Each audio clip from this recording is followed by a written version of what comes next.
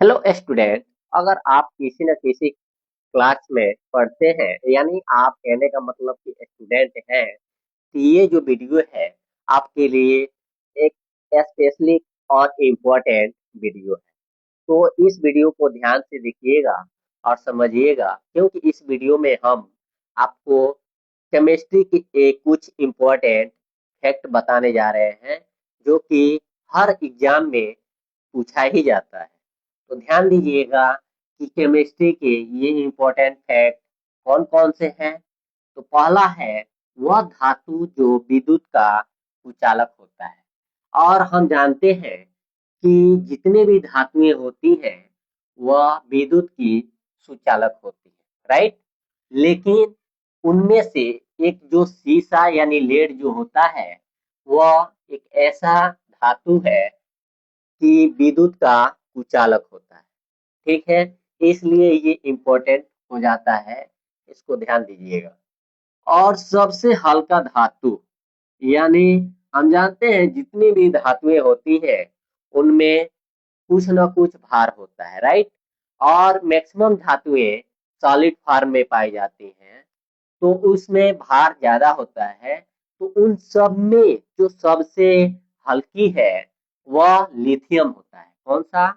जो लिथियम धातु है वह सबसे हल्का धातु यानी मेटल है। इसको ध्यान दीजिएगा। सबसे ज्यादा विद्युत की सुचालक तत्व कौन सी है? हम जानते हैं वैसे तो सभी जितने भी धातुएं हैं वह सभी के सभी विद्युत के सुचालक होती हैं, लेकिन सबसे जो ज्यादा विद्युत का सुचालक तत्व होता है वह चांदी होता है, यानी सिल्वर होता है।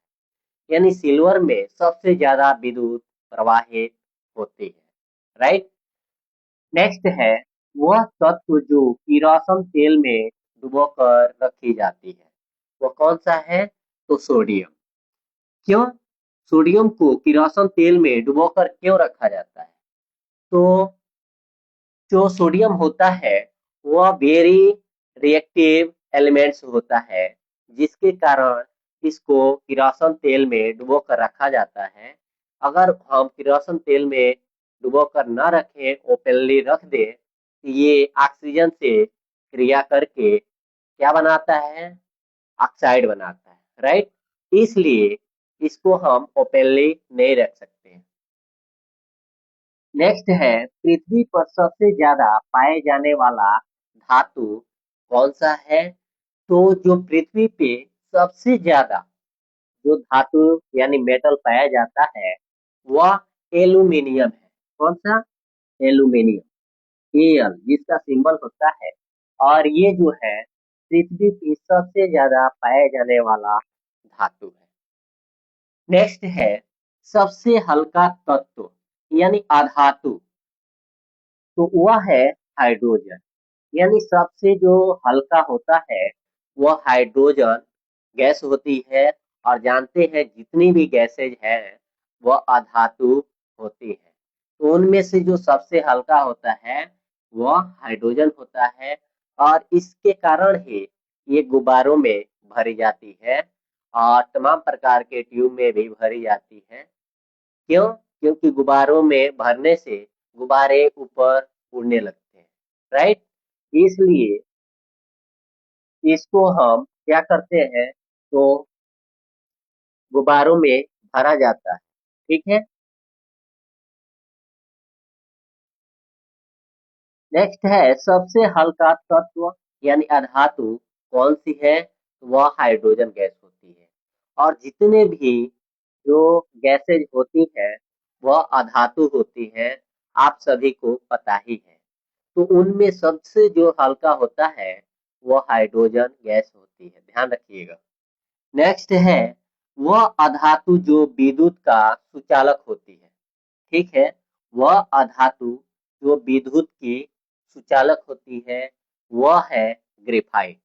हम जानते हैं जितने भी अधातुएं हैं वह विद्युत के कुचालक होते हैं, राइट। लेकिन उनमें से कुछ अपवाद भी हमने पढ़ा था। तो जो अपवाद में आता है वह ग्रेफाइट आता है। और ग्रेफाइट क्या है? अधातु है। और वह अधातु होते हुए भी विद्युत उसमें प्रवाहित करती है, इसलिए वह विद्युत के सुचालक हो जाएगा।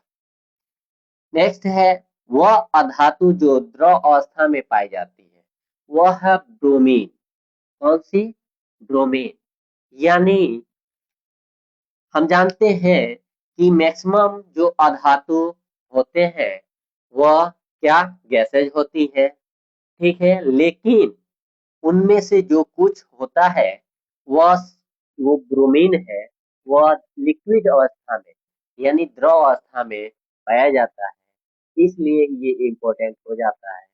ये सारे फैक्ट किसी न किसी कारण से ये स्पेसिफिक है और यानी कि यूनिक है, इसलिए इम्पोर्टेंट है। तो वीडियो पसंद आई है तो लाइक कीजिएगा, अपने दोस्तों में शेयर कीजिएगा और पेज को फॉलो नहीं किए हैं फॉलो भी कर लीजिएगा। क्यों? क्योंकि डेली ऐसा ही कुछ न कुछ स्पेसिफिक यानी यूनिक या ट्रिकी क्वेश्चन हम आपको बताते रहते हैं, तो आपको डायरेक्टली हमसे मिल पाए।